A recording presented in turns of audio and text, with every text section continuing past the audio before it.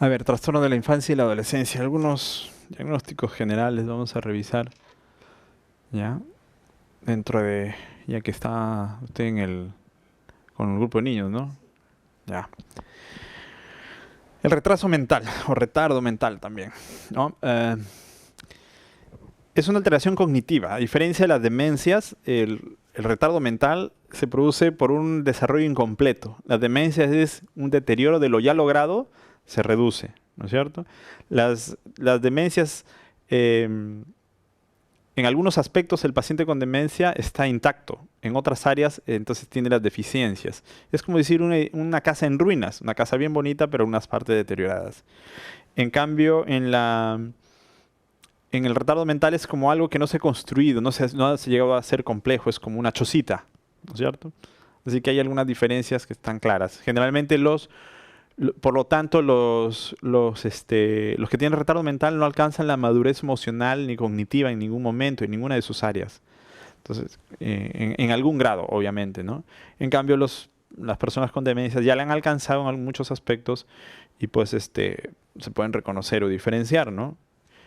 Especialmente estamos hablando si hay pacientes que ya son adultos, pero que tienen retardo mental, ¿no? Entonces se les nota un poco más pueriles, un poco más infantiles, ¿no? Entonces, criterios para el desarrollo, para el retardo mental. Se supone que se define al desarrollo mental incompleto. Los criterios básicamente son dos. Uno es el cociente de inteligencia y el otro es el grado de adaptación a las exigencias del medio, ¿no? Entonces, el cociente de inteligencia menor de 70 es uno de los criterios mayores para el retardo mental. En el desarrollo mental normalmente se logra un nivel de inteligencia adecuado, las funciones cognitivas, lenguaje, motricidad, socialización, etcétera, todas las funciones cognitivas y psíquicas en general. Lo último que se logra en el desarrollo, lo más complejo que se logra en el desarrollo es la capacidad de abstracción. Si recordamos al desarrollo cognitivo de las funciones psíquicas según Piaget, vemos que el último grado de desarrollo es la capacidad de abstracción. Bueno, varias capacidades, pero una de las más importantes es la capacidad de abstracción. Por eso el tiempo de las operaciones abstractas, según Piaget, sería lo último que desarrolla cognitivamente. Y eso sucede en la adolescencia, ¿no? Entonces, para que haya un retardo mental, si bien hay un retraso en el desarrollo, entonces como mínimo tendría que haber, como mínimo, una dificultad para abstraer, como mínimo. O sea, el retardo mental leve tendría que tener deterioro en la capacidad de abstracción. Si no tiene deterioro en la capacidad de abstracción, significa que ha logrado todas sus capacidades. Entonces ya no sería un retardo mental. Así como mínimo ha perdido la capacidad de abstracción, ¿no? Entonces tendría la tendencia a que su pensamiento será concreto, cuando menos. ¿Ya? Entonces ya hablamos de capacidad de abstracción, es la capacidad de extraer elementos pues de la realidad, ¿no? Como una característica, una definición, etcétera. Entonces, pues, eso es lo mínimo que vamos a encontrar. Las causas. El 30-40% de los casos, la causa es desconocida. Alteraciones precoces del desarrollo embrionario, aberraciones cromosómicas, tóxicos, infecciones, influencias ambientales, privación ambiental, autismo, problemas del embarazo, perinatales, malnutrición fetal, prematuridad, hipoxia, lesiones del parto, que son muy comunes, ¿no? Enfermedades hereditarias como errores innatos del metabolismo, síndrome de Criss frágil, enfermedades adquiridas en la infancia, infecciones, traumatismos y epilepsia. Problemas asociados, trastorno de conducta, conducta agresiva, especialmente el retardo mental más severo, o cuando hay otras patologías orgánicas como epilepsia. Riesgo de otras patologías psiquiátricas es 3 a 4 veces más que la población normal. TDAH se acompaña, trastorno del estado del ánimo, estereotipias motoras, psicosis orgánicas, ¿no? Para el diagnóstico, obviamente, se le requiere pues, hacer una evaluación del cociente de inteligencia, que hay varios tipos de escalas, ¿no? Además, pues, debe distinguirse de alteraciones específicas del aprendizaje y de la comunicación, de los trastornos generalizados del desarrollo y de las demencias de aparición en la infancia, ¿no? Es decir, es un retardo del desarrollo mental, ¿no? En cambio, las deficiencias específicas es un área, ¿no? del aprendizaje, de la comunicación, ciertas áreas. El resto se ha logrado desarrollar muy bien, ¿no? Por ejemplo, alguien que tenga, qué sé yo, en el habla, ¿no? O problemas, tartamudeo, o que tenga problemas, qué sé yo, para el aprendizaje mismo, ¿no? Alguna dificultad, pues, para la lectura, ¿no? Para la escritura, son problemas específicos, así que eso no es un retardo mental. De los trastornos generalizados del desarrollo, como por ejemplo el autismo, es un problema diferente. Y de las demencias de aparición en la infancia, por ejemplo, un niño de 10 años que tiene un TEC, ¿no? Entonces, eh, lo que ha logrado retrocede, ¿no? Se deterioran funciones. Entonces, esto es una demencia de aparición en la infancia. En el retardo mental no se alcanza el desarrollo normal, en las demencias se deteriora el desarrollo alcanzado, ya lo dijimos. Grados, el leve es del cociente de inteligencia del 50 al 69. Hay problemas de lenguaje, aprenden muy tardíamente el lenguaje. Pacientes, su desarrollo psicomotor, qué sé yo, caminan un poco más tarde, por ejemplo, caminan al año y medio, sus primeros pasos, o a los 2 años, dependiendo del momento en que se produce el daño, ¿no? O el retraso del desarrollo, ¿no? Generalmente es desde la infancia o el nacimiento. Algunos pacientes desarrollan alguna enfermedad que les impide, pues, el normal evolución, ¿no? O un accidente también, ¿no? El retardo mental moderado, cociente de inteligencia de 35-49, diferentes grados de rendimiento en distintas áreas, la mayoría identifica causa orgánica, epilepsia, etc. En el grave, perdón, en el leve, la persona puede educarse, puede recibir educación, puede participar en la inclusión, ¿ya? En el moderado, acá la persona que tiene un retardo mental moderado ya no se beneficia de la educación. Lo que hay que hacer es habilidades para la vida diaria, entrenamiento para cubrir sus necesidades básicas, ¿no? Saber pedir, saber ayudar, etcétera, alimentarse, cosas básicas, ¿no? Acá, básicamente, en grave y profundo, los pacientes no se les puede pedir mucho, ¿no? Algunos podrían aprender algo simple a esta altura, ¿no? Pero en el grave, básicamente, hay déficits motores y la dependencia es extrema. En el retardo mental profundo es mucho más. El paciente probablemente esté en cama, ni siquiera pueda cubrir sus necesidades básicas, siquiera, ¿no? Acá sí, algunas de sus necesidades básicas, como ir al baño, puede cubrirse, acá ni siquiera eso, ¿no? Ni deambular probablemente, ¿no? Como en otras patologías psiquiátricas, autismo, psicosis y físicas, déficits visuales, malformaciones congénitas, etcétera, ¿no? Trastornos generalizados del desarrollo.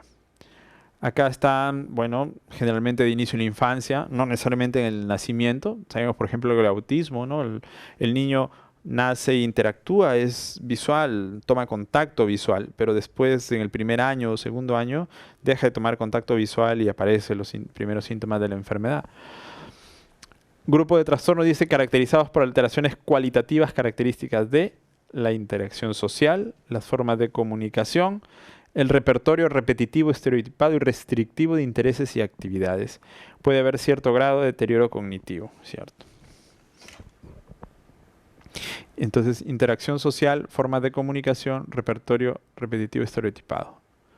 El autismo infantil, que sería el clásico acá, ¿no? Inicio antes de los 2 años de edad. Prevalencia de 2 a 5 casos en 10.000 habitantes. La etiología, bueno, si bien hay una predisposición, hay unos factores que pues se desconocen.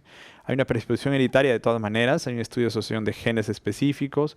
El cerebro del autista es más pesado que el normal, es un poco más grande. Se sospecha que no ha habido la poda neuronal adecuada, como sucede en la mayor parte de las personas. Asociación con las intoxicaciones con mercurio, como algunos factores asociados, ¿no? En la clínica hay déficit de la interacción social, que quizás sea la característica más común, ¿no? Por eso el nombre de autismo. Autismo significa su mundo hacia adentro, ¿no? O sea, ellos tienen su propio mundo. Pero otra de las características más importantes es la bastante dificultad que tienen para la interacción social y para el reconocimiento de los rostros, ¿no? Tanto es así que cuando nos topamos con el paciente autista, sabemos que nosotros somos como un objeto más. Normalmente los niños y todos los seres humanos tenemos la característica de que los rostros estimulan a nuestro cerebro con bastante facilidad. Los niños pueden seguir objetos, ¿no? Pero uno de los objetos o de los elementos alrededor de los niños, me refiero menores de un año, que siguen siempre son los rostros. Ustedes se acercan, los miran al niño, le sonríen y le sigue el rostro, ¿no? Tanto así que uno juega con ese típico juego, ¿no? ¿Dónde está? ¿No? ¿no? Y salta el niño, se sonríe. Porque el rostro es estimulante, las caritas felices, las caritas sonrientes llaman la atención de los niños, una carita, ¿no? Un rostro. Entonces, eso es normal, pues hay unas neuronas en el cerebro, las neuronas espejo, que precisamente se estimulan en nuestro cerebro cuando vemos algo que podemos reflejar, generalmente el rostro humano, ¿no? Son parte de nuestra evolución. Entonces, se activan cuando vemos un rostro, se activan en nosotros y nos provoca el reflejo. Cuando adultos nosotros también lo vemos, cuando alguien dice, pues no, muchachos, les voy a contar un chiste. A ver, y ya todos se preparan para sonreír, ¿no es cierto? Y uno empieza a contar el chiste, todos están ya sonriéndose, preparados para estallar la risa, ¿no? Entonces, rápidamente hay una conexión emocional. Entonces uno se prepara, incluso cuando uno se acerca, hay una conexión emocional, ¿no? Son las neuronas espejos. Y a través de la expresión visual del rostro se contacta emocionalmente la persona. Entonces, el problema de los pacientes que son autistas es que no identifican eso. Toman a los seres humanos como si fueran objetos más del medio ambiente, ¿no? Entonces, es sorprendente cuando uno se topa con un paciente autista como pasa su mirada por sobre nosotros como si fuéramos fantasmas, ¿no? No nos miran, casi como si evitaran mirarnos, ¿no? Como si lo hicieran adredes, pero simplemente somos objetos más, ¿no? Y si le hablamos, hablan y responden, pero no nos miran, ¿no? En la mayoría de los casos. Algunos casos no, los más leves. Escasez de contacto visual, falta de sonrisa social. Como no les interesa el contacto visual y social, tienden a no hablar, pues, porque el habla es social. Entonces tienden a no hablar, utilizan gestos cuando les interesa un objeto, ¿no? Entonces de ahí la posibilidad de estimular a los pacientes, pues, para que les den, hablen y cada vez que hablen se les dé lo que requieren, ¿no? Tendencia al aislamiento, juegan solos. Todos los niños están jugando, saltando entre ellos y el autista coge sus juguetes y se pone un costadito jugando solo. Alteración de la comunicación, retraso del lenguaje, uso estereotipado del lenguaje, conductas repetitivas, sin fantasía ni juego creativo, manierismos y expresiones gestuales burdas, cogen objetos, pueden tener objetos como una piedra o un pedazo de palo, ¿no? Es su juguete y lo tienden a llevar, lo llevan, lo portan por aquí y por allá. Tienden a repetir cosas, movimientos, donde se conoce con el nombre de manierismos, ¿no? Tanto en sus actos como en sus palabras. El curso tiende a ser continuo.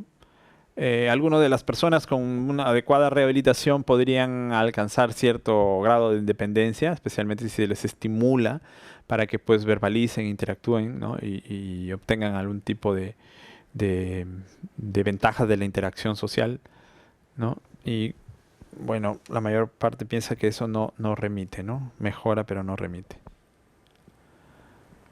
El tratamiento, no hay un tratamiento adecuado, ¿no? No se dan fármacos, excepto si es que hay sintomatología que lo amerite. Por ejemplo, si hay psicosis, ¿no?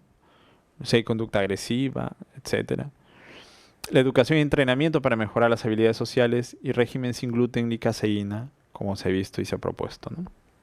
Que mejoran su conducta. El síndrome de Asperger, que en las últimas clasificaciones se considera una variante del autismo, en realidad, dice acá, se diferencia el autismo infantil temprano descrito por Kanner y de otras formas menos específicas en que en el trastorno de Asperger no se observa retraso en el desarrollo del lenguaje. ¿Por qué? Porque interactúan socialmente, ¿ya? Por eso conversan, hablan, ¿ya? Existe preservación generalizada de la inteligencia, es más, son muy inteligentes. Tratamientos sintomáticos, habilidades sociales, taller de habilidades sociales, terapia cognitivo-conductual, terapia ocupacional. El problema de los pacientes que tienen Asperger es que pueden interactuar hasta cierto grado, o sea, se benefician de la socialización, pero no llegan a completar esa socialización. Entonces, son extraños, ¿no? Su fluctuación emocional es extraña. Algunos de los pacientes tienden a ser torpes en sus interacciones sociales. Hay una película incluso, Mi nombre es Khan, ¿no? ¿Ya? Claro. Entonces ahí el paciente puede ser muy concreto en sus afirmaciones, tiende a tomar literalmente los eventos o las palabras, am, su expresión, su expresividad emocional es casi como el autismo clásico. Bueno, se considera, como les digo, en la actualidad como un autismo más, pero más leve. Entonces hablan con tonos, con la prosodia media extraña. Pueden hablar, sí, que por acá yo quiero, necesito que me des algo, ¿no? Hablan así, parecen medio robotizados, ¿no? Las inflexiones de la voz, producto de las emociones, están un poco distorsionadas o son particularmente llamativas, ¿no? Y a veces no miran, ¿no? A veces también evitan la mirada y tienen dificultad para la interacción. Ellos dicen, pues, ¿tienes amigos? Sí, tengo un montón de amigos. Y mentira, pues, ¿no? Habla como reportan como que tiene amigos íntimos, pero uno pregunta a otros, no, está solo. Interactúa, participa en grupo, pero después se aísla, ¿no? Interactúa poco y habla así como que sí tiene amigos, pero una buena evaluación puede encontrar, pues, que tiene alteraciones en la socialización. Pueden ser víctimas también de bullying, ¿no? Entonces, algunos se ha comentado que algunos de ellos, podrían, pues, ser víctima de bullying y después victimarios, ¿no? Se ha hecho el comentarios en Estados Unidos, por ejemplo, muchos de estos victimarios quizás sean pacientes de Asperger que han sido maltratados, ¿no? Entonces, como tienen poca empatía emocional, algunos han considerado que el diagnóstico diferencial debería ser la psicopatía, pero no son psicópatas en sí, ¿no? Pero sí hay un problema serio de empatía en el paciente de Asperger, ¿no? El paciente de Asperger tiene problema de empatía, pero no busca la ventaja sobre el otro. El disocial sí, tiene problema de empatía y aprovecha para obtener ventajas del resto. Son muy sinceros, dicen, ¿no? Sí, son sinceros. Muy sinceros, dicen las Sí, cosas tal cual. como lo sienten. Sí. Me acuerdo, tuvimos un paciente de Asperger en el hospital, ¿no? Y le llamó a la doctora Portilla, que estaba en ese momento residente todavía. Carla, le digo, ven para que veas, tengo un paciente de Asperger en mi consultorio. Y ya, dice, pasó, te presento, le digo, no, fulanito, la doctora. Ah, tú eres la doctora, sí. ¿Cómo te llamas? Le empecé a preguntar. Yo soy la doctora Portilla. Ah, ¿qué tal? Mucho gusto. Carla es tu nombre. Sí, hola Carla. Yo quiero que me atiendas tú. Eres bonita, eres guapa. ¿Me puedes dar tu teléfono? No, ¿Dónde está este? Te dicen, tienes cara de zapallo. así, ¿no? O sea, lo sueltan, pues, no sé lo que tienen en mente, ¿no? Sí. Trastornos específicos, estos son del desarrollo, ¿no? Como del habla en este caso y del lenguaje.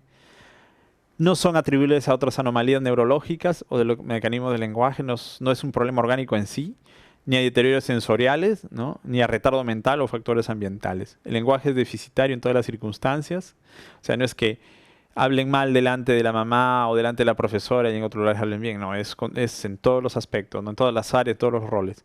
Suelen acompañarse de dificultades para la lectura y la ortografía, ¿no? La lectoescritura. Del habla y del lenguaje, también así para específicos de la pronunciación, de la expresión del lenguaje, de la comprensión del lenguaje. Del desarrollo del aprendizaje escolar, tenemos acá deterioro clínicamente significativo de la capacidad de aprendizaje, debe ser específico, no atribuible a retardo mental, o sea, un CI normal, ¿no? O sea, pero no puede usarlo. O sea, está normal, pero no puede utilizarlo. Inicio precoz en la etapa preescolar no debe ser producida por factores ambientales directos, por ejemplo, carencia de oportunidades escolares, no son debido a patologías visuales o de audición no corregidos. Trastorno de desarrollo del aprendizaje escolar, por ejemplo, específico de la lectura, de la caligrafía, específico del cálculo. Problemas de la eliminación, la enuresis no orgánica, ¿no? Orinarse en la cama o en los pantalones durante el día. No ocasionados por patologías orgánicas, o sea, hay que hacer un descarte de un problema orgánico. No debería diagnosticarse en niños menores de 5 años, todavía hay que darle chance que todavía sea que no controlan los esfínteres, ¿no? O en caso de que, por ejemplo, ya lo haya controlado, pero y de ahí vuelva a aparecer la pérdida del control, ¿no? El diagnóstico de enuresis primas y otros síntomas se presentan asociados temporalmente a la enuresis, ¿no? O sea, la enuresis puede acompañarse de síntomas de ansiedad, síntomas de depresión y de repente ser otro cuadro diagnóstico. Pero si el problema de enuresis es central y los otros no son tan importantes, pues enuresis es el diagnóstico. Si se acompaña de encopresis, o sea, de fecarse en los pantalones, ¿no? Prima este segundo diagnóstico. Enuresis primaria sin control previo de los esfínteres y enuresis secundaria con control previo durante al menos un año y después se pierde. Antecedentes familiares están presentes, sea relacionado con las parasomnias o sonambulismo. El curso, remisiones espontáneas son frecuentes, a mayor edad, peor pronóstico. El tratamiento, sistema de alarma basados en el condicionamiento y antidepresivos tricíclicos. Algunos interpretan el problema de la enuresis como un problema adaptativo, ¿no? Mucho, o desadaptativo. Muchos de los pacientes, niños, desarrollan enuresis ante situaciones estresantes. El psicoanálisis expresaría pues que la enuresis es un fenómeno de, ¿cómo se dice? De retroceder a etapas anteriores psíquicas, ¿no? En las cuales se sentía mayor seguridad. Sucede, por ejemplo, cuando los padres, el niño, por ejemplo, 5 o 6 años, y ve que sus padres empiezan a pelearse y que quieren divorciarse, lo escucha, el niño empieza a orinarse, como para retroceder las etapas, pues, inconscientemente, obviamente, ¿no? Etapas en las cuales se sentía más seguro, ¿no? Esa es la explicación psicodinámica. Entonces sí, pues ahí está asociado los factores ambientales y pues a ellos se debe dirigir la psicoterapia, ¿no? La encopresis no orgánica. Dice, presencia reiterada de posiciones voluntarias o involuntarias de heces en lugares no adecuados para ese propósito, en un tiempo donde ya se han controlado los esfínteres, ¿no? Formas, retentiva, asociado a estreñimiento crónico, deposición por rebosamiento de heces blandas, suele deberse a alteraciones funcionales o anatómicas. No retentiva, sin historia de estreñimiento, ¿no? Hay un control adecuado en situaciones de estrés agudo, ¿no? Y un control inadecuado, no perciben la defecación o no la controlan, ¿no? El tratamiento, no hay nada específico para la encopresis, más bien hay que buscar regulación de los hábitos, obviamente también la intervención medioambiental, y no hay fármacos eficaces en realidad, ¿no?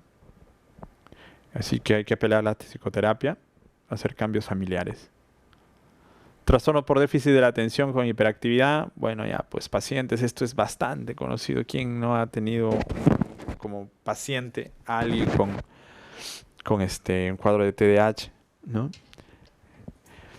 5 a 10% en los escolares, en especial en los varones, es el trastorno más frecuente en la edad infantil y generalmente en los primeros 5 años de vida.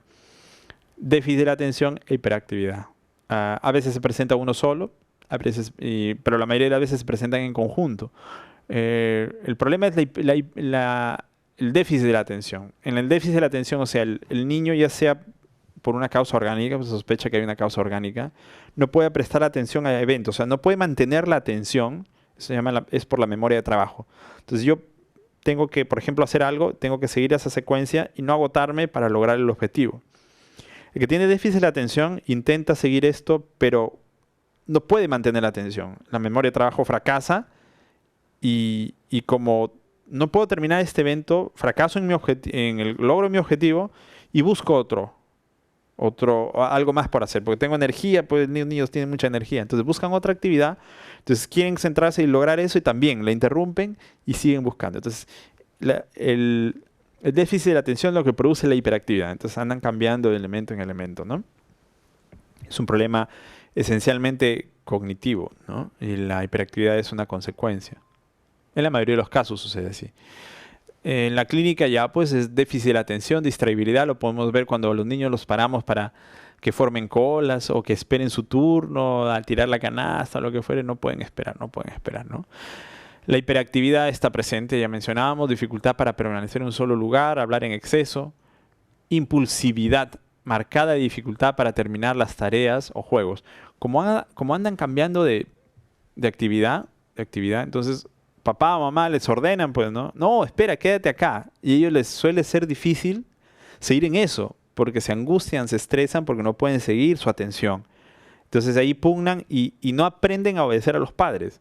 Entonces, cuando no se hace una buena intervención o no se le hace la intervención, los niños no aceptan las normas de la familia. Entonces, a veces pueden aparecer sintomatología o conducta disocial en la infancia. Empiezan a romper cosas, a faltar a las normas, pierden el control los padres, ¿no? Entonces, la idea no es castigarlo, a veces apelan al castigo para detenerlos, pero no es suficiente. Entonces, en esos casos, muchas veces la medicación pues ayuda a que se serenen, mejoren su atención y puedan dirigirse a sus actividades. Hay que combinarlo, o dependiendo de la severidad, con Educación a los padres, entrenamiento a los padres, terapia familiar, a los niños adiestrarlos, entrar en rehabilitación para pues mejorar estos problemas, ¿no? Pero los medicamentos ayudan bastante a controlar esa impulsividad, los pacientes se tranquilizan y ayudan a que puedan entrar en un sistema educativo adecuado y un proceso de educación adecuado, ¿no? La impulsividad, entonces, hay una marcada dificultad para terminar las tareas, dificultad para esperar, interrumpe las actividades del resto, se precipita en sus respuestas, no mide los riesgos de sus actos. La etiología y disfunciones cerebrales mínimas puede asociarse a retardo mental, trastorno de tics y otros trastornos. Antecedente de trastorno disocial y alcoholismo en los padres e histrionismo en las madres, mayor concordancia en monocigóticos, hipofunción dopaminérgica involucrada, bueno, factores psicosociales cruciales en su cronicidad. Como hablaba, si los padres de familia empiezan a castigar, empeoran el cuadro, porque eso no soluciona, ¿no? O empiezan a gritar, llamar la atención, amarrarlos, etcétera, tiende a favorecer la cronicidad, porque no resuelven el problema, sino lo empeoran. El tratamiento de estimulantes como metilfenidato, aunque pareciera contraproducente, uno debería buscar uno que lo deprima, ¿no? Pero un estimulante llega pues a ocasionar más bien el control de la hiperactividad, ¿no? Como segunda elección, la atomoxetina, fármacos tricíclicos, antidepresivos y terapia cognitivo-conductual, ¿no? Intervenciones con los padres en la escuela. En el pronóstico, algunos pacientes siguen presentando problemas de atención e hiperactividad en la vida adulta, ¿no? Hay un grupo de pacientes que también se mejora y ya no hay evidencia durante la adultez, ¿no? Pero otros sí. Se asocia a trastorno de personalidad antisocial, por lo que mencionaba, cuando no se corrige, y consumo de sustancias. A tratamiento más temprano, mayor posibilidad de lograr la remisión. Muy bien.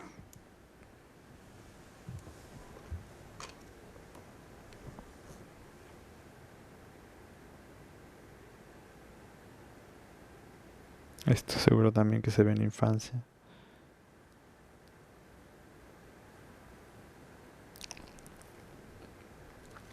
Entonces, bueno, algunos casos Mm. complicados, porque tenemos varios casitos de esto que a la doctora nos ha ido diagnosticando en el camino, realizaban con otro diagnóstico, que ya sospechábamos por ahí ya, un psicólogo lo sospechaba, y la doctora lo confirmaba. Pero de varios casos, y uno particular que tenemos, ¿no? Que es un niño de 12 años, que es igualmente todos los problemas que tienen los niños son todos problemas de los padres. Ah. Disfunción familiar, totalmente. La madre viene, bueno, dice ella que nunca ha dado cariño, nunca ha dado cariño a ella, así que ella no puede transmitir cariño a sus hijos. Es ella no es muy afectiva con sus hijos. Ujú. Y con este joven que ha pasado que se separaba de la niña se fue a trabajar con un chuco, Ujú. se tiene otra familia y la señora pues todo le echaba culpa al marido. Tu papá tenía la culpa, tu papá tenía la culpa y cuando yo te quise corregir, tu papá no me dejaba y tu papá y tu papá y tu papá. El niño ya aprendió a hacer lo que quiere, él hace lo que le da la gana. Si quiere al colegio va, si quiere no va, se escapa por el techo, se va todo el día, viene a comer sanamente y hace lo que le da la gana. Y la mamá realmente pues quiere recién hacer tomar cartas en el asunto, cuando ya, como dice el psicólogo, ya las normas que habían a veces establecido ya no están, ya perdió mucho tiempo. Pero bueno, el muchacho ha empezado a escaparse de su casa y ya en las noches, ya no llegaba a dormir. 2 días no llegaba. Ujú. Mamá con la policía por ahí, la policía le decía que tiene que ponerse fuerte, que ella tiene que dejar de trabajar y quedarse con sus hijos para que ella no haya control. Ujú. Esta vez lo van a tomar solamente como no sé cómo llamar, parte policial, nada más, es así que hubiera que haciendo el documento, la policía. Y bueno, el muchacho ya ha ido, la doctora le ha dado metilfenidato, pero igual, o sea, sinceramente pregunto a la mamá, ¿le está dando el medicamento? ¿Cómo lo da? ¿Quién lo da? Me dice, a veces se lo toma él, a veces mi hijo mayor lo da. Le digo, ¿usted le ha visto? ¿Está supervisando el medicamento? Me dice, no tengo tiempo porque yo trabajo. Y si no trabajo, no puedo darle de comer a mis hijas porque no me da nada. Entonces es un poco contradictorio, ¿no? Entonces, el detalle está que ya el muchacho supuestamente ya estaba con el medicamento, supuestamente, porque no la doctora Carolina le digo, ¿será que está tomando el medicamento? ¿No será? Ujú. Y aparte que también no tenía recursos económicos para comprar, y es seguro lo que Ya. Así que nada, eh, el asunto es de que nuevamente ha vuelto a escaparse, ya ha robado dinero, Ujú. se estaba robando por ahí los colectivos.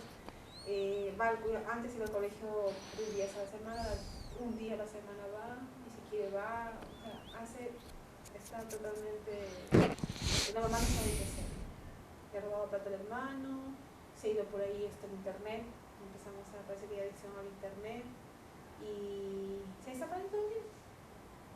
Y otra carne me dice, más educación a la madre, y me canso, el psicólogo también, la psicoterapia individual, bueno, la familia una sola vez fue el papá, el hermano mayor se ha ido, y educación, en todo lo que se pueda, aparte de casos afectivos, el tema de crianza, en convivencia, bueno, varios temas que se le ha programado para ello.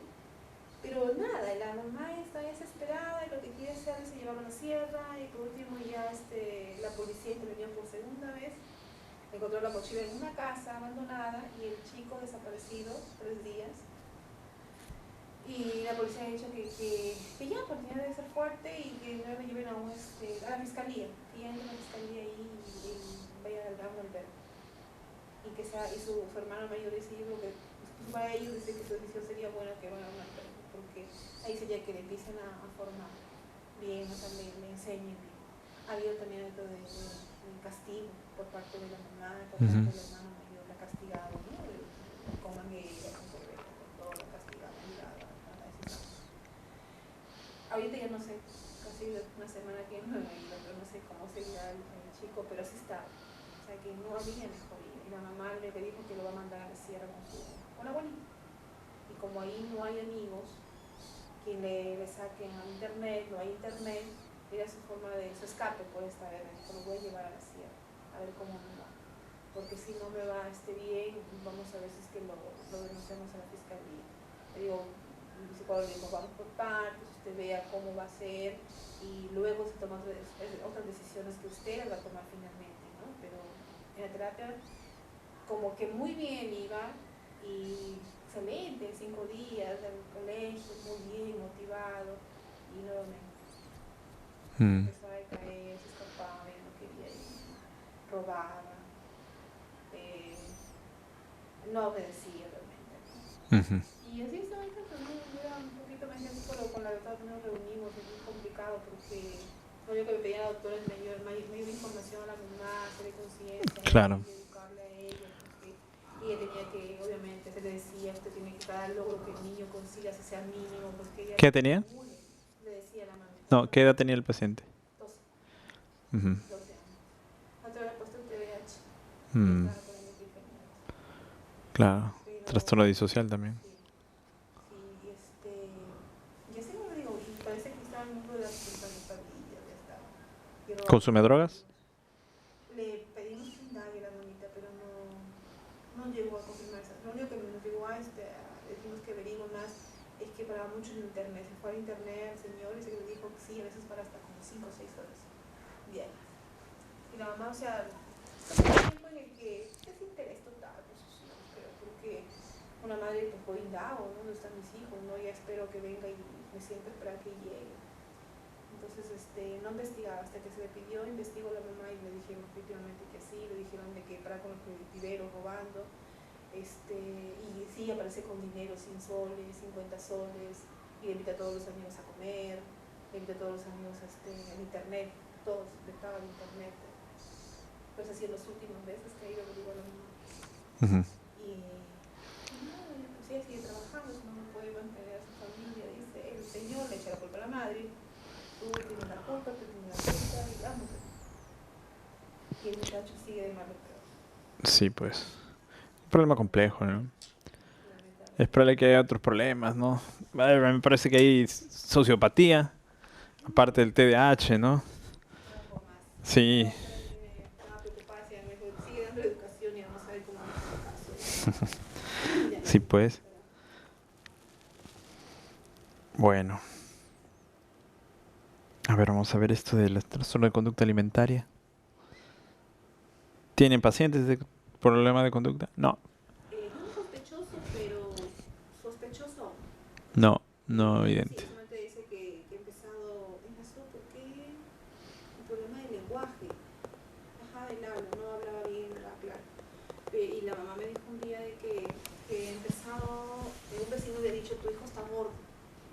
cachetón, y él ha escuchado, y Ujú. empezado a decir normalmente que se come y se va al baño. Y me he encontrado pujando. Y dice que para mí no se espejo, que está gordito, ¿no? Pero yo estoy controlando el peso, al menos se mantiene el peso. Sigo indagando, porque ahorita no, la otra tenía reporté, pero me he dicho que todavía, o sea, no se llega mucho a saber si es que realmente es un problema. Ujú. Porque si pilla por lo menos sospechoso, estamos con cuidado. Ok, vamos a revisar algunos conceptos de la problema de conducta alimentaria. ¿Mm?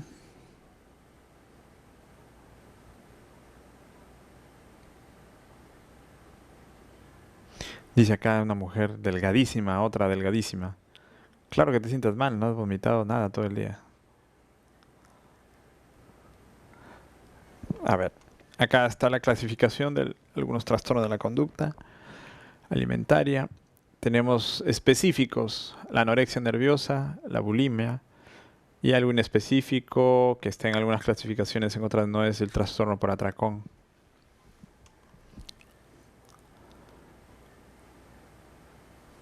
Descrito por primera vez por Richard Morton en el año 1694.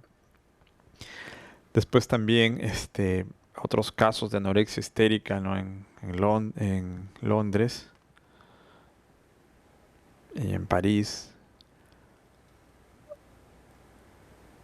Anorexia nerviosa es un trastorno del comportamiento alimentario que se caracteriza por una pérdida significativa del peso corporal y producida por decisión voluntaria de adelgazar. Este adelgazamiento se consigue suprimiendo, ¿no? Haciendo ayunos o reduciendo el consumo de alimentos, especialmente y seleccionados, ¿no? Especialmente los que tienen carbohidratos, los que tienen grasas, son retirados, ¿no? No solamente reduciéndolos, sino también produciendo los vómitos, uso de laxantes, ejercicio físico, consumo de neuroxígenos, diuréticos, etcétera, ¿no? Para bajar de peso. Entonces las estrategias son o restrictivas, ¿no? O son las otras o las restrictivas o las pues que realizan los que son más impulsivos, que son los vómitos, ¿no? Y los laxantes. Suele iniciarse entre los 14 y 18 años. En los últimos tiempos está descendiendo la edad de inicio. Es un poco más frecuente en las mujeres también. El paciente anoréxico experimenta un intenso miedo al aumento de peso, ¿no? O sea, tienen temor al incrementar el peso, a pesar de que este disminuye cada vez más y de manera alarmante. Se produce una distorsión de la imagen corporal, lo que sostiene la patología. O sea, los pacientes, pues, se centran en el peso, ¿no? Consideran que el control del peso es como que lo único que pueden controlar en la vida, ¿no? Sienten que está descrito esto desde el punto de vista psicoanalítico, ¿no? Los pacientes, y existencial también, que los pacientes adolescentes entran en una situación existencial crítica en la cual sienten que no pueden controlar nada. Y lo único que les salva y que les da seguridad y tranquilidad es el controlar su propio peso. Eso sí está bajo su control. Entonces simplemente dejan de comer, ¿no? O realizan otras medidas para bajar de peso, ¿no? Al inicio puede comenzarse como algún juego, ¿no? A través de la imitación a compañeros, ¿no? O compañeras. Y poco a poco se va produciendo el incremento de las conductas, ¿no? Tardíamente, más adelante, aparece ya la distorsión de la imagen corporal. Entonces, si hay un momento de estabilización, siempre los pacientes buscan estar 2 kilos menos, 3 kilos menos del normal, ¿no? O sea, índice de masa corporal saben ya, lo saben, ¿no? De 20 a 25. Entonces ellos tienen que estar en 19, ¿no?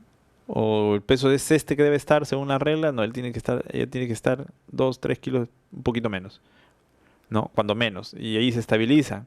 Pero otros no, simplemente pierden el control y se van a disminuir su peso lo más extremo posible, ¿no? El hecho de la pérdida de peso es negado prácticamente siempre por el enfermo y no suele tener conciencia de la enfermedad. Es más, esta situación generalmente es egosintónica, ¿no? Los pacientes se sienten satisfechos, se estimulan entre ellos mismos, ¿no? Entran a las páginas de Ana y Mía, ¿no? en el internet. Ana por anorexia y Mía de bulimia. Entonces entran a las páginas donde pues se acarician, se estimulan, pues, ¿no? Y dicen, no, qué bien, qué regia te ves, pásame tu foto, y empiezan a escribirse y a darse estímulos, alimentando, retroalimentando, pues, el tema de la delgadez, ¿no? Y pues, por más que se les explica, ¿no? Se les habla de casos reales, no hay conciencia de la enfermedad, ¿no? Es más, puede haber llegado a estar en emergencia, estaba a punto de morirse, y pues siguen igual. En realidad el comportamiento y la percepción con la distorsión de la imagen corporal y la dificultad para ver el problema, al parecer tiene características de psicosis. En realidad yo no entiendo por qué no está dentro de los cuadros psicóticos y cuadros psicóticos más leves. En los casos de anorexia, en algunos aspectos, algunos tipos de pacientes en realidad parecen que desarrollarán psicosis. El adelgazamiento es egosintónico. O sea que están de acuerdo, lo buscan, lo desean. La desnutrición, bueno, provoca y a la vez es provocado por, ¿no? La tristeza, la irritabilidad, el aislamiento social e incluso ideas de muerte y autoeliminación. Las ideas sobre el alimento y otras temáticas cotidianas se vuelven obsesivas. Las características de la persona que tiene anorexia nerviosa es básicamente el que quiere controlar algo, ya lo que estaba diciendo, ¿no? O sea, tener bajo control su peso. Y eso le da la característica de ser obsesivo, ¿no? Entonces, el que generalmente tiene esta característica de controlar su ingesta es el metódico, ¿no? El que tiene su balanza, ve los gramos, ¿no? Analiza cuánto tiene, cuánto debería tener, y empieza a obsesionarse, es obsesivo y es muy ordenado. Es ordenado, es sereno, es tranquilo. Entonces en la primera entrevista está delgada, pero conversa normal. ¿Qué tal, doctor? ¿Cómo está? Como si todo estuviera normal. Claro, por supuesto, dígame usted, ¿no? Se conversa con tanta naturalidad, sonríe como si todo estuviera bien y no hubiera ningún problema. No, yo lo tengo bajo control, no tengo ningún problema, yo no estoy delgada, ¿no? Y hacen descripciones de ese tipo. Bueno, ya, a diferencia de los que hacen bulimia, los que tienen bulimia, ¿no? O que hacen anorexia y bulimia a la vez, tienen la personalidad más bien impulsiva, ¿no? Es decir, son desordenados. Entonces se dan atracones en cierto momento y otros vomitan. Entonces no saben ordenar sus tiempos ni sus ingestas, a diferencia de los obsesivos que la mayoría son anoréxicos y los impulsivos la mayoría son bulímicos, ¿no? Criterio diagnóstico para anorexia. La pérdida de índice de masa corporal 17.5, pérdida de peso a través de la evitación del consumo, vómitos provocados, ejercicio o fármacos. Distorsión de la imagen corporal, se ven obesas en realidad, ¿no? Trastorno endocrino, obviamente hay una afectación del eje hipotálamo hipoficiario gonadal, ¿no? Entonces por la desnutrición va a ocasionar alteración de este eje. Va a producirse en la clínica amenorrea, pérdida de la potencia sexual en el caso de los varones. Si el inicio es antes de la pubertad, se retrasa el inicio de la adolescencia, ¿no? O incluso se detiene. Si no cumple todos los criterios anteriormente mencionados, se conoce con el nombre de anorexia atípica. La anterior es la anorexia típica. O puede incluirse como atípico si los criterios están presentes en grado leve y otros en grado severo, ¿no? Prevalencia de 0.5 a 1.5 por 100.000. La mayor parte de los pacientes son mujeres. Hay un componente social, pues, sobre la imagen de la figura femenina, ¿no? Alrededor de los 15 años, más frecuente en países desarrollados. El 20% se recuperan, el 50% mejoran parcialmente, el 20% se cronifican y 5 a 10% fallecen. Después del diagnóstico, el 40% de las pacientes tienen síntomas depresivos y el 25% de las pacientes tienen síntomas obsesivos, que ya lo habíamos mencionado. Consecuencias físicas: la desnutrición severa, problemas cardíacos, disminución del volumen cardíaco, arritmias, bradicardia, QT largo, digestivas, retraso del vaciamiento gástrico, estreñimiento, dolor abdominal, hay amenorrea, hay problema del colesterol, intolerancia a la glucosa, osteoporosis, descenso de la LH y FSH, hormonas gonadales, ¿no? Hormonas hipoficiarias. Dermatológicas, va a observarse el lanugo, fragilidad de la piel, uñas, edemas, ¿no? En el caso de los que vomitan, hay inflamación de las parótidas, ¿no? Problemas hematológicos como leucopenia, anemia o trombocitopenia. Metabólicas como disminución del potasio en la sangre, alcalosis hipoclorémica, hipomagnesemia. Vomitan los pacientes, pues de ahí se produce el desequilibrio, aparte de la poca ingesta de líquidos y alimentos.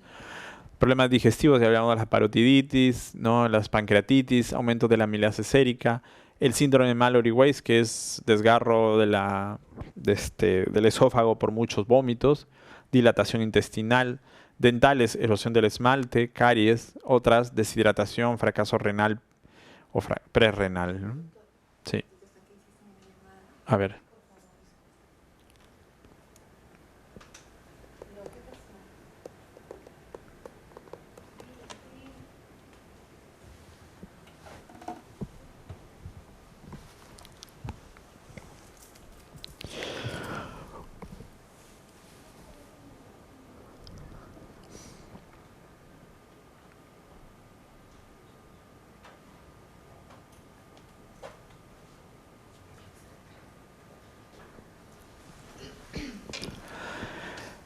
Las señales de alarma de la anorexia es comer como si estuviera a dieta a pesar de estar muy delgada, o sea, ya en situaciones extremas, usar ropas holgadas o demasiado grandes, estar preocupadas por el peso, por conseguir dietas o por la figura, cambios en la personalidad, desmayos, dificultad para concentrarse, percepción distorsionada del peso, tamaño o figura de su cuerpo.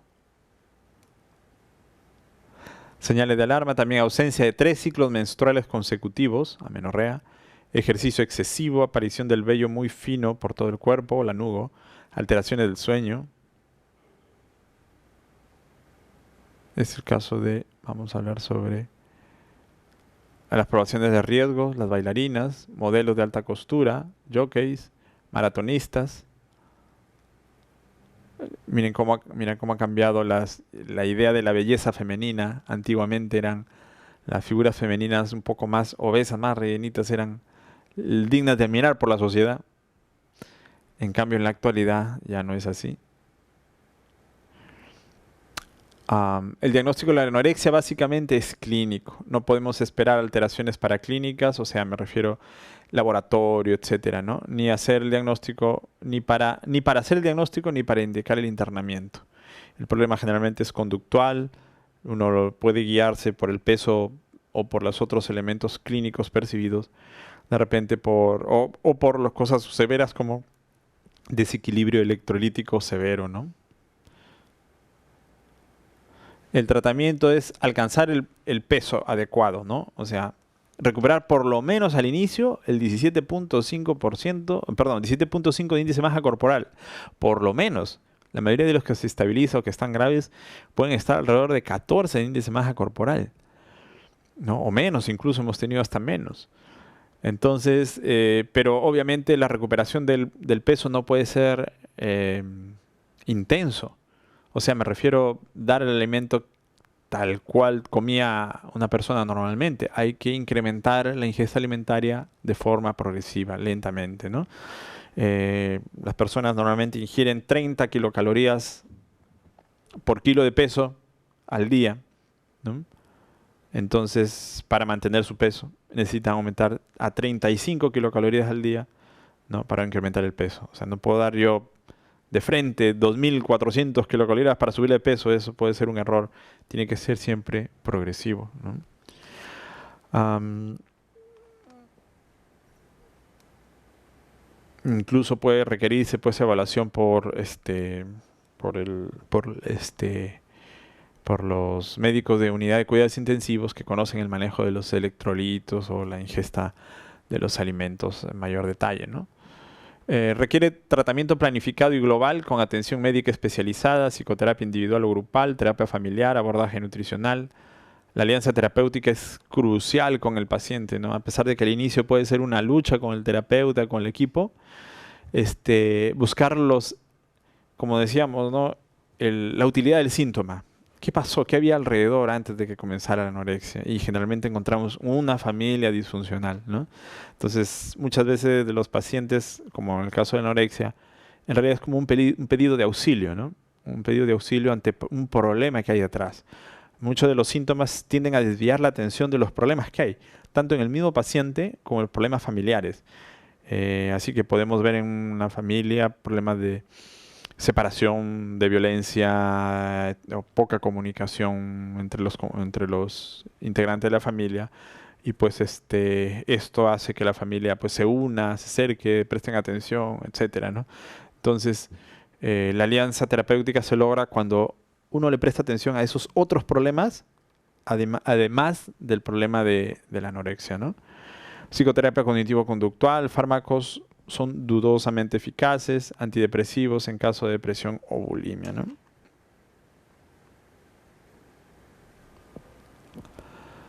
Criterio de internamiento, pérdida de peso extrema, ¿no? Especialmente si está por debajo de 17.5 índice de masa corporal, alteraciones hidroelectrolíticas, depresión grave, riesgo de suicidio, ¿no?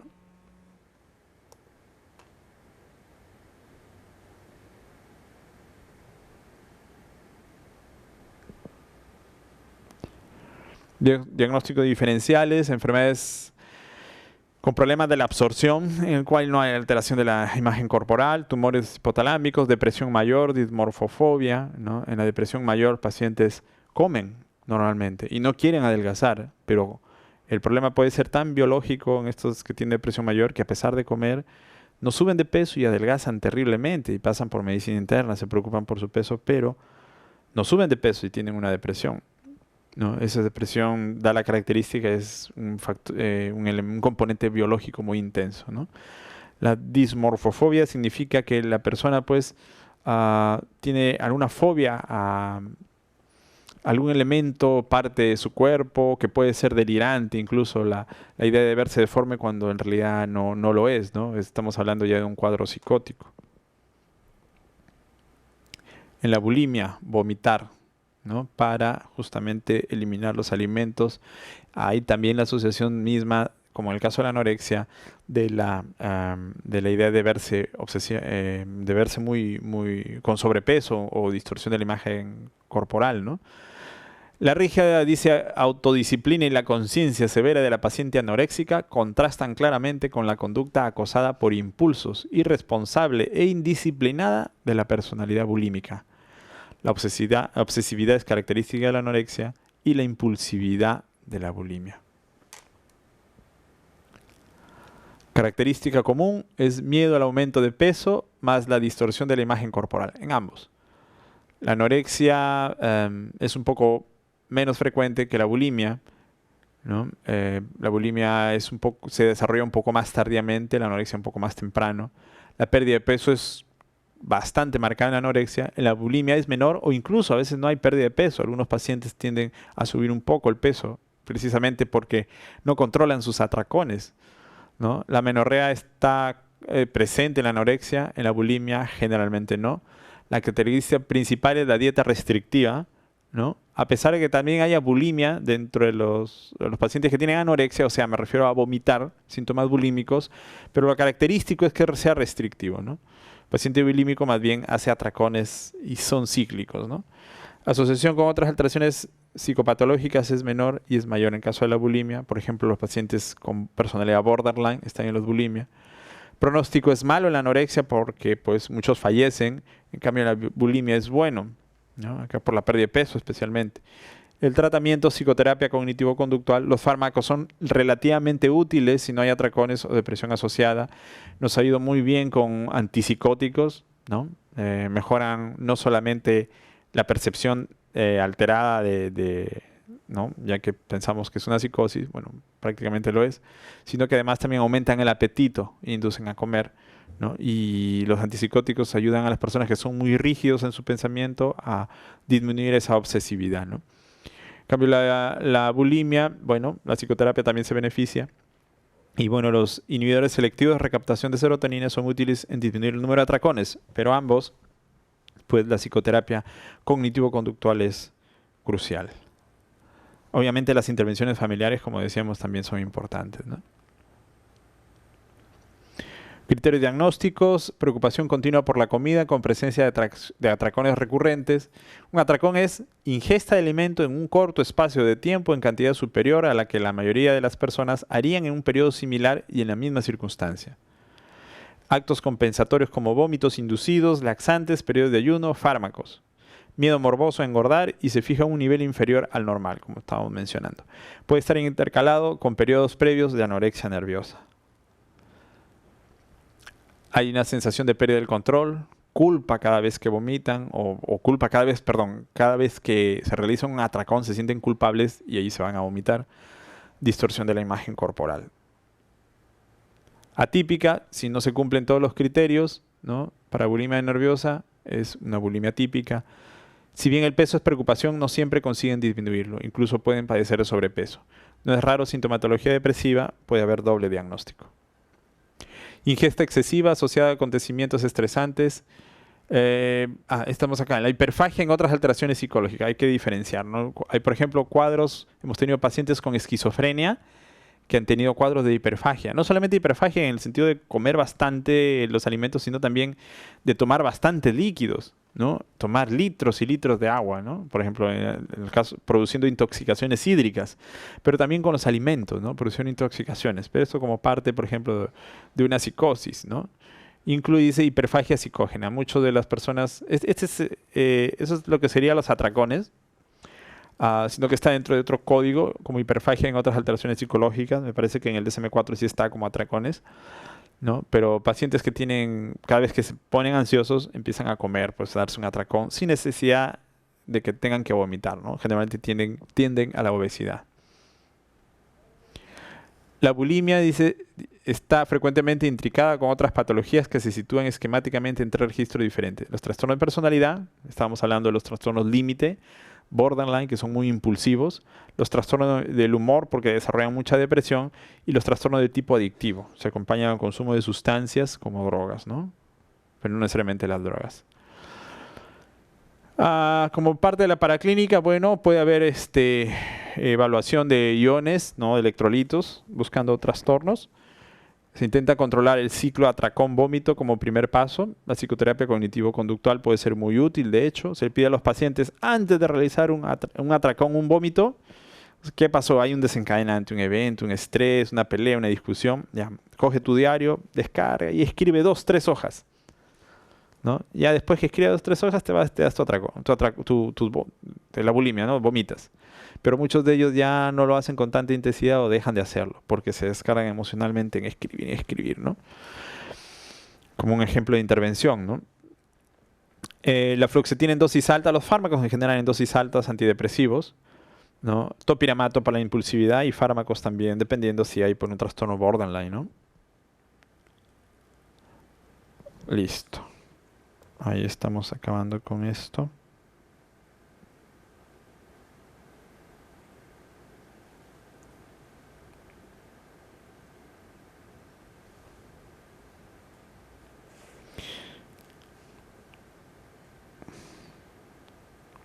Yo creo que podría compartir esto.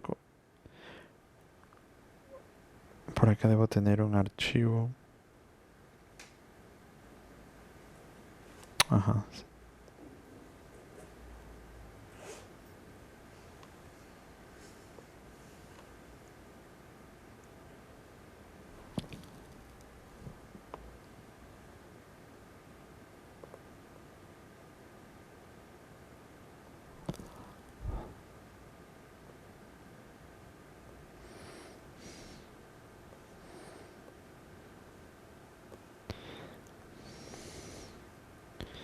Un archivo que tenemos casos clínicos. A ver.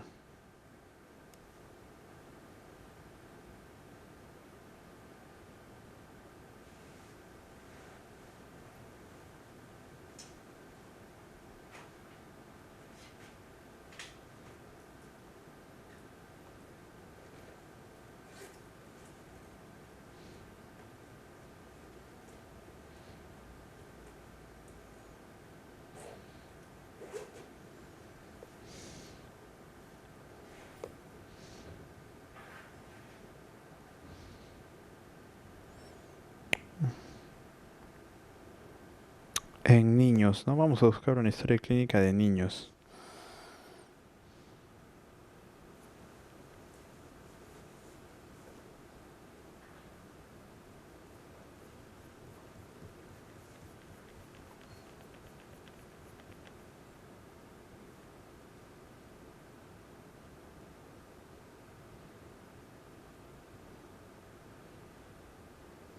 O de ansiedad. ¿Ustedes ven ansiedad también ahí? ¿Mucha ansiedad? Vamos a ver rápidamente a ver este cuadro clínico. Paciente de 16 años. Alumna de escuela secundaria, 17 años, perdón. Durante los últimos 6 meses, paciente comenzó a tenerle tanto terror a la escuela que se la derivó a un servicio de psiquiatría para la consulta externa. Cada vez que la profesora le hacía una pregunta en la clase, se le confundía todo, su corazón comenzaba a latir más fuerte y se mareaba tanto que tenía la sensación de que se iba a desmayar. Dejó de participar en el coro de la escuela. Durante 4 meses antes de la derivación no había podido reunirse con otros estudiantes para almorzar en la cantina porque se sentía terriblemente ansiosa. Temblaba de arriba abajo y tenía tanto miedo de perder el control de su vejiga que en ocasiones había tenido que irse en la mitad del almuerzo. Los últimos 2 meses se había sentido progresivamente infeliz y perdió todo interés en la escuela. Se sentía muy cansada, especialmente de la mañana, y le costaba mucho concentrarse. Su nivel en la escuela decreció mucho, dormía poco y se despertaba por lo menos 2 horas antes de lo que necesitaba para levantarse. Nunca tuvo gran apetito, pero en los últimos meses se había deteriorado aún más. Sentía que su futuro era deprimente y varias veces deseó estar muerta. Su momento más feliz era la tarde, cuando habían pasado los problemas diarios y estaba sola en su habitación. ¿Qué parece? ¿Qué diagnóstico parece? ¿Hasta acá? Ansiedad, temor a Comienza con ansiedad, ¿verdad? Cada vez que la profesora le hacía una pregunta en la clase, se le confundía todo. venir, ¿no? Ajá. O sea, algo que va. Su corazón comenzaba a latir más fuerte y se mareaba tanto que tenía la sensación de que se iba a desmayar. Comienza con ansiedad, ¿no? Dejó de participar en el coro de la escuela, ¿no? Temblaba de arriba abajo, ansiedad. Los últimos 2 meses había sentido progresivamente infeliz, tristeza, perdió todo interés, desánimo. Se sentía muy cansada, especialmente en la mañana, le costaba concentrarse. Disminuyó su rendimiento, dormía poco, despertaba por lo menos 2 horas antes de lo que necesitaba levantarse. Nunca tuvo gran apetito, se disminuyó. Sentía que su futuro era deprimente y varias veces deseó estar muerta. Su momento más feliz era la tarde cuando había pasado los problemas diarios y estaba sola en su habitación. Antecedentes. La paciente nació y creció en un pueblo pequeño. Vamos a saltear esto. Datos actuales. La paciente era de contextura frágil y pequeña. Al principio del examen se sonrojó y estaba tensa. Se mostraba tímida y reticente. Más tarde, sin embargo, se volvió más segura y relajada. Impresionaba como anhedónica, pero no deprimida. No había sentimientos de reproche personal, inhibición psicomotriz, ni signo de pensamiento desordenado o características psicóticas. No se observaron intentos de tomar ventaja, llamar la atención de forma neurótica o tendencia a dramatizar. Admitió, aunque dubitativamente, que sus temores eran excesivos. ¿Qué parece?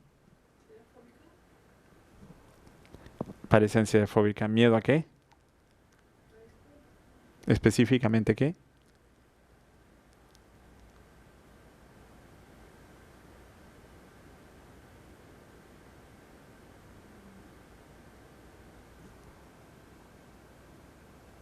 ¿Temor a qué? A ver, estar al contacto social, Al contacto social, ¿no? a ser reprochada, ¿no? Ujú. No, no había Pero, sentimientos de reproche. no. Aunque ella había tenido antecedentes por depresión. Acá. De acuerdo a su mamá, una de sus tías también... Ah, no, una de sus tías era muy nerviosa y tímida y fue internada en un tratamiento psiquiátrico por depresión.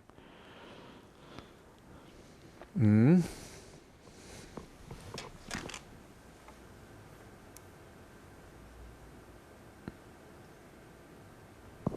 Discusión. Esta paciente sufrió durante medio año de un marcado temor a ser el foco de atención. Y me parece una fobia social, ¿no?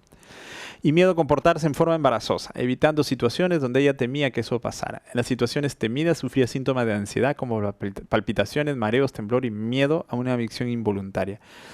Estos síntomas son característicos de ataques de pánico. Sin embargo, en la CIE-10, un ataque de pánico que ocurre en una situación de fobia establecida se considera como expresión de la severidad de la fobia, a lo que debe dársele precedencia diagnóstica. Los síntomas están restringidos a las situaciones temidas. Estamos entre los F40.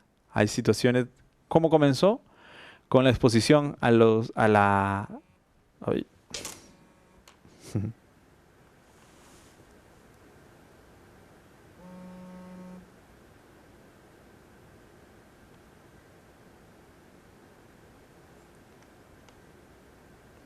Está el diagnóstico.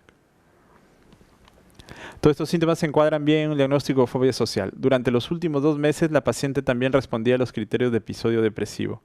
Con estado de ánimo deprimido, pérdida del placer, cansancio, falta de confianza, pensamientos de muerte recurrentes, dificultad para concentrarse y perturbación del sueño. Cuando los síndromes ocurren simultáneamente, pueden debatirse cuál de los diagnósticos se prefiere como principal. Si son completamente simultáneos, se puede optar por un orden jerárquico, dando preferencia al diagnóstico con el código más bajo. Si uno de los síndromes es claramente primario y comenzó un tiempo considerable antes que los otros, entonces el diagnóstico del síndrome primario se prefiere como el principal. A ver, si uno de los síndromes es claramente primario y comenzó un tiempo considerable antes que los otros, se refiere a la ansiedad al inicio, ¿no?, de la historia, ¿no? Los que pueden ser considerados como reacción al primero, la sintomatología depresiva que aparece, pero después, según la evaluación, baja, ¿no? En la entrevista está más tranquila, sin culpa, sin reproches, pero había tenido sintomatología depresiva. Entonces, teniendo esas consideraciones, dice, entonces el diagnóstico del síndrome primario se prefiere como el principal. Si esta paciente hubiera sido mayor de 17 años, la presencia de una perturbación de la personalidad hubiera sido considerada. Sin embargo, como no sabemos si las características personales continuarán, no debe hacerse este diagnóstico. Diagnóstico, fobia social, con diagnóstico subsidiario de episodio depresivo moderado sin síndrome somático. Aunque esto básicamente tal vez hasta leve, porque llega prácticamente normal a la hora de la entrevista, ¿no? Consideran la fobia social como patología principal. Entonces, están colocando 2 diagnósticos, pero la fobia social como diagnóstico principal. Vamos a pasar un...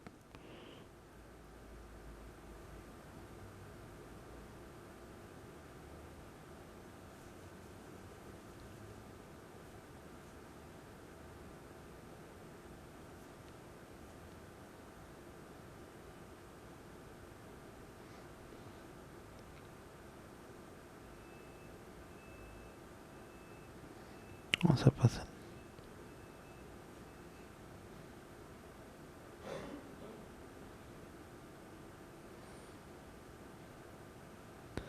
Ataques de gula. Vamos, este debe ser anorexia, de bulimia. Bulimia.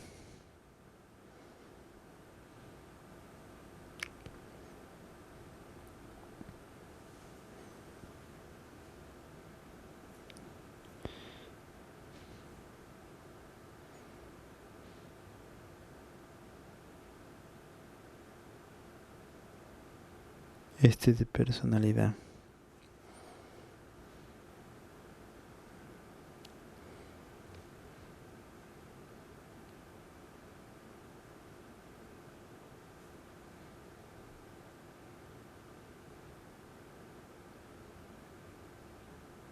Vamos a revisar un último caso.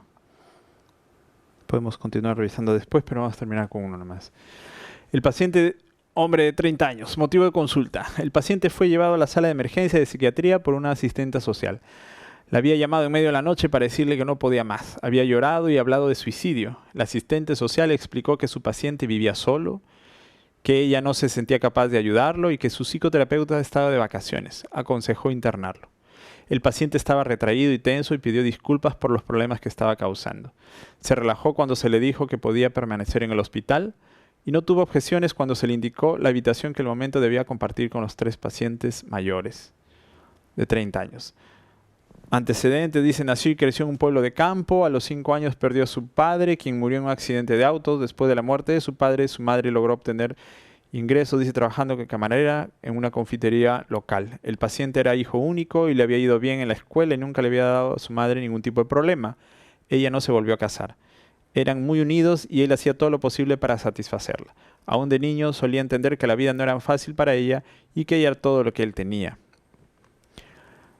Se comportaba bien en la escuela y siempre hacía lo que las maestras le pedían. Todo el tiempo estaba dispuesto a aceptar las tareas condicionales que sus compañeros no querían realizar y aparentemente siempre estaba contento de complacer a los demás.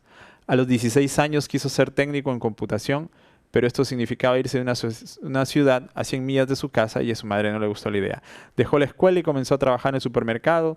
Trató de hacer su trabajo lo mejor posible, siempre dispuesto a reemplazar a sus colegas y nunca se quejaba de tener que realizar horas extras. Se lo consideraba un empleado confiable y varias veces se lo propuso para promover un ascenso, pero de alguna manera luego se lo dejaba de lado. Durante su adolescencia le hubiera gustado salir con amigos, pero comprendía su responsabilidad de pasar casi todas las tardes con su madre. Ella se sentía orgullosa diciéndole a sus vecinos que él era realmente bueno. A los 20 años tuvo la primera pelea con su madre. Ella estaba totalmente en desacuerdo con que saliera con una chica que a ella no le gustaba. Cuando su madre le dijo que tendría que irse de la casa si deseaba continuar viendo a esa chica, entró en pánico, le rogó a su novia que tuviera paciencia y finalmente permitió que ella lo dejara por otro. Su madre aprobó a la segunda chica que él llevó a su casa y le apuraba para que se case con ella, aunque a él personalmente no le entusiasmaba la idea. Cuando su esposa lo abandonó 2 años más tarde, se sintió destruido, volvió a vivir con su madre. Ella murió poco tiempo después de un ataque al corazón. Desde entonces el paciente fue hospitalizado varias veces por depresión, generalmente solo por 1 o 2 días. Se hacía atender por un psicoterapeuta 2 veces a la semana y le pedía a su asistente social que lo aconsejara acerca de las cosas más triviales casi todos los días. No se conocían historias de trastornos mentales en la familia. Datos actuales. El paciente estaba orientado con respecto al tiempo, espacio y persona. La mañana de su internación estaba indeciso con respecto a quedarse o irse a su casa y pidió consejo. Explicó que se había sentido con pánico la noche anterior y que había reaccionado mal, pero que ahora se sentía bien de nuevo. Dijo que su psicoterapeuta le había aconsejado que no buscara refugio en hospitales. Su asistente social, por otro lado, le dijo que buscara un tratamiento real esta vez y que se quedara ahora un par de semanas o un de meses.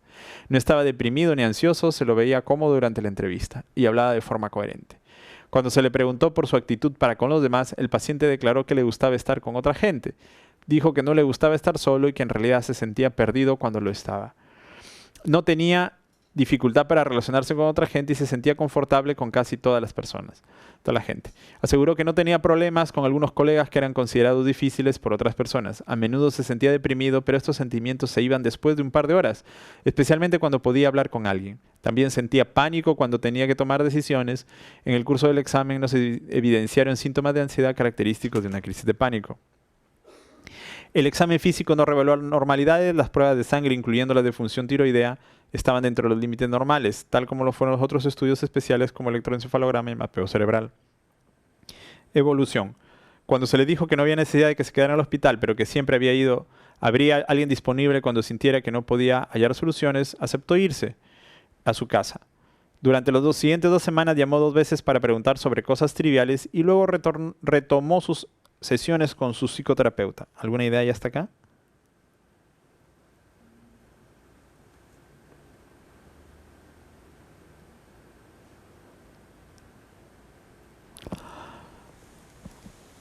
Discusión. La característica más significativa del trastorno de este paciente es la perturbación severa en la constitución de su personalidad y sus modelos de comportamiento, que coinciden con los criterios del trastorno de personalidad establecidos del CIE-10. ¿Alguna idea qué personalidad es? Hay síntomas depresivos, pero no se mantienen en el tiempo. Son 2-3 días y remiten. Eso es distímico neurótico.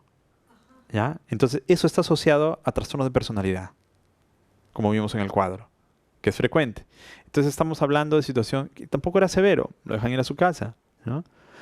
Hay algo común que está en el patrón acá. Y estamos hablando que no es una depresión real, ¿no? ¿Por qué? Porque realmente después se mejora rápidamente, pero tiene a través de la historia episodios. Lo curioso es que siempre regresa con mamá, ¿no? Siempre regresa con mamá, ¿no? Y hay algo que pide apoyo en decisiones triviales, como que llama al hospital para preguntar cosas triviales. Eso es característica de qué personalidad. ¿Revisamos personalidad? ¿Lo vio en alguna de las sesiones anteriores? Ya, bueno. Es personalidad dependiente. El paciente trastorno dependiente de personalidad. El paciente presenta un comportamiento enraizado y de larga data caracterizado por permitir que otras personas tomen decisiones más importantes, subordinando sus necesidades a las de los otros. Excesiva complacencia con los deseos de los demás, capacidad limitada para tomar decisiones cotidianas sin un consejo permanente por parte de otros, preocupación con temores de tener que cuidarse de sí mismo y sentimientos de abandono cuando se encuentra solo. Este es el modelo típico de comportamiento observado en el trastorno dependiente de personalidad.